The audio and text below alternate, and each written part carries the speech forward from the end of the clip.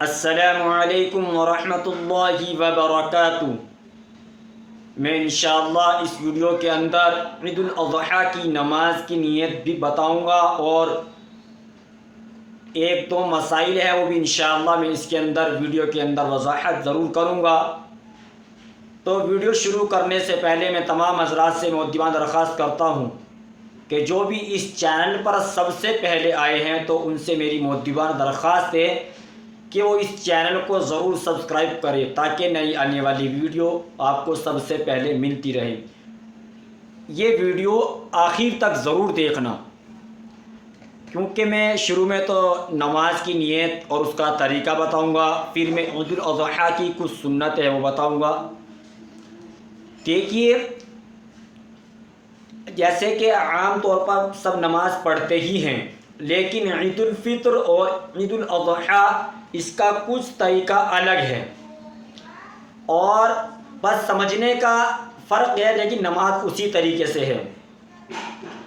سب سے پہلے نیت کے بارے میں پوچھتے ہیں لوگ کہ نیت کس طریقے سے بنتی ہے۔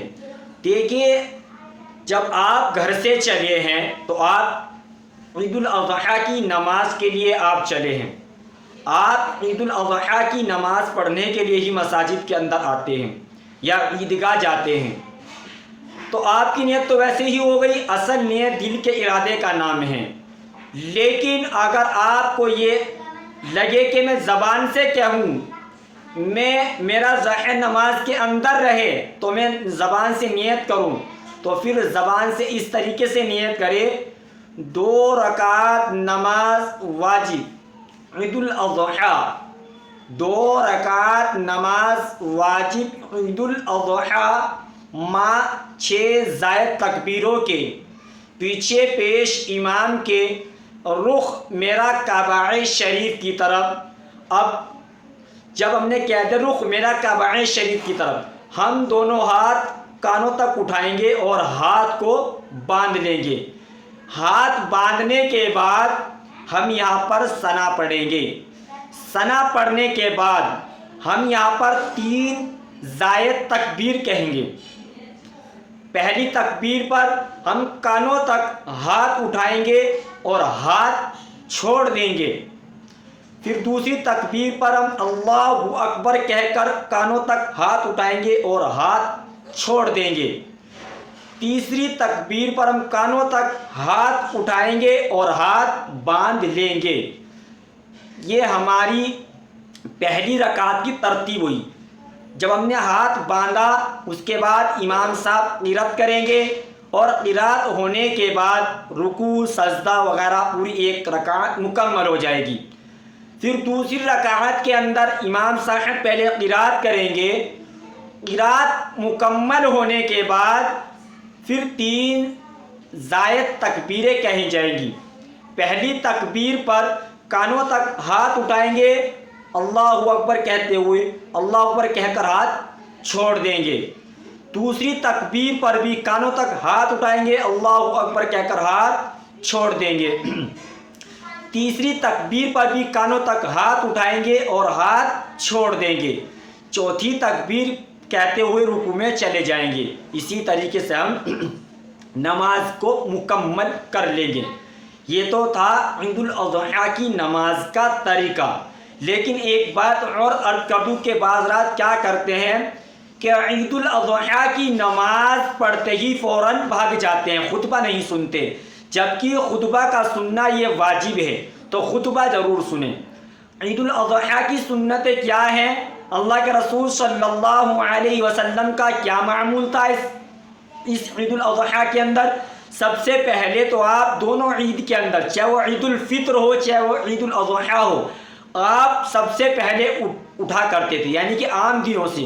اگر مثال کے طور پر اگر آپ کی ترتیب 5 بجے، مثال دے رہا ہوں، اگر صبح کو 5 بجے اٹھنے کی ترتیب ہے تو اللہ کے رسول صلی اللہ علیہ وسلم اس سے پہلے اٹھا کرتے تھے۔ یہ ایک سنت ہے۔ دوسری سنت کیا ہے کہ ہمیں غسل لینا ہے، نہانا دھونا ہے، اچھا تیار ہونے ہیں، اور اگر نئے کپڑے ہیں، اللہ نے استطاعت دی نئے کپڑے اگر دیے ہیں آپ کو تو نئے کپڑے پہنے، اور اگر نئے کپڑے نہیں ہیں تو جو صاف ستھرے اچھے سے خوبصورت کپڑے ہیں وہ پہنیں۔ تو اس کے بعد اگر خوشبو میسر ہے تو خوشبو لگائیں، مسواک کریں اور عیدگاہ جلدی جانے کی کوشش کریں۔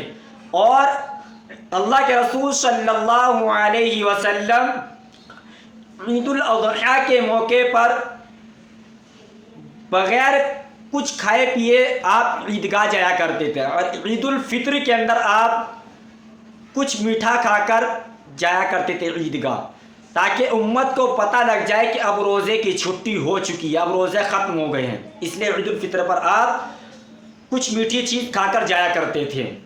اسی طریقے سے جب عیدگاہ جائیں تو ایک راستے سے جانا ہے اور دوسرے راستے سے آنا ہے، یہ بھی ایک الگ سنت ہے۔ اسی طریقے سے جب ہم عیدگاہ کی طرف جائیں تو تکبیر تشریق پڑھتے ہوئے جائیں، اللہ اکبر لا الہ الا اللہ واللہ اکبر وللہ الحمد، اس کا ورد کرتے ہوئے جائیں، اور اس کا ورد ہمیں رکھنا ہے جاتے ہوئے بھی اور آتے ہوئے بھی۔ اب رہا مسئلہ اللہ کے رسول صلی اللہ علیہ وسلم عید الاضحیٰ کے موقع پر کیوں نہیں کھا کے جایا کرتے تھے؟ بتایا گیا ہے کہ جو شخص اپنے کھانے کی شروعات اپنے قربانی کے گوشت سے شروعات کرے تو یہ مستحب عمل ہے، ثواب کا کام ہے، کوئی کر لے تو ثواب ملے گا، اگر کسی نے نہیں کیا تو اس کو کوئی گناہ بھی نہیں ہوگا۔ لیکن بہتر ہے، افضل ہے، مستحب ہے کہ اپنے قربانی کے گوشت سے ہی شروعات کریں، اس کا بھی بہت بڑا ثواب ہے۔ بہت سارے حضرات کہتے ہیں کہ جو اپنے قربانی کے گوشت سے شروعات کرے گا اس کو کیا ہوگا؟ جناب عالی اس کو روزے کا ثواب ملے گا۔ نہیں، یہ غلط مسئلہ ہے۔ پورے سال کے اندر 5 روزے حرام ہیں، 4 عید الاضحیٰ کے یعنی کہ بقرہ عید کے، ایک تو بقرہ عید کا روزہ حرام، اور 3 دن بعد تک کے یہ 4 روزے حرام، ایک عید الفطر، یہ 5 روزے سال کے اندر یہ کیا ہے؟ حرام ہیں۔ تو اسی طریقے سے اس کو ہم لیبل نہیں لگا سکتے کہ اگر آپ نے کچھ کھایا پیا نہیں اور آپ گوشت سے شروعات کر رہے ہیں تو آپ کو روزہ کا ثواب ملے گا، ایسا ہرگز نہیں ہے۔ اب شریعت ایک چیز اور کہتی ہے کہ جب آپ عید الاضحیٰ کی نماز ادا کر لیں اس کے بعد قربانی کر لیں، اس سے پہلے آپ بال اور ناخن نہ کاٹے بھی مستحب عمل ہے۔ جیسا کہ کہا جاتا ہے کہ عید الاضحیٰ جیسے کہ ذی الحجہ کا چاند نظر آ جائے اور قربانی تک اپنے بال اور ناخن نہ کاٹے، یہ مستحب عمل ہے۔ تو اسی طریقے سے لوگوں نے ایک یہ بھی ایشو بنا لیا ہے کہ بقرہ عید کے دن گنجا ہونا یا سر منڈوانا یا گنجا ہونا یہ سنت ہے۔ دیکھیے شریعت کہتی ہے کہ جب آپ نے قربانی کر لی، اگر آپ کو مونچھیں بنوانی ہے تو مونچھیں بنوا لیں، اگر آپ کو بال چھوٹے کروانے ہیں تو آپ بال چھوٹے کروا لیں، اگر آپ کو ناخن کاٹنے ہیں، ناخن بڑے ہو رہے تو آپ ناخن کاٹ لیں، لیکن اس کو شریعت کا لیبل لگا کر یا مستحب کا عمل لگا کر یا اس کو سنت قرار دے کر کہ گنجا ہونا سنت ہے، یہ سب ناجائز اور بدعت ہے، تو ہمیں اس چیز سے بچنا ہے۔ میں آپ کو ایک مشورہ دوں کہ آنم کہتے ہیں ایک بات بتائیے آپ کہ گنجا پن میں عید اچھی لگتی ہے یا بالوں کے اندر عید اچھی لگتی ہے؟ ظاہر سی بات ہے بال سر پہ ہوں گے، چھوٹے بال ہوں، اگر بڑے بھی رکھ رہے ہیں تو بالکل برابر ہونے چاہیے، سنت طریقے پر بال ہونے چاہیے، اس کا فائدہ ہے۔ لیکن یہ کہ گنجا ہو گئے اور پھر اس کا ایک لیبل لگا کر کے سنت ہے، یہ غلط ہے۔ اس حرکت سے ہم سب کو رکنا ہے۔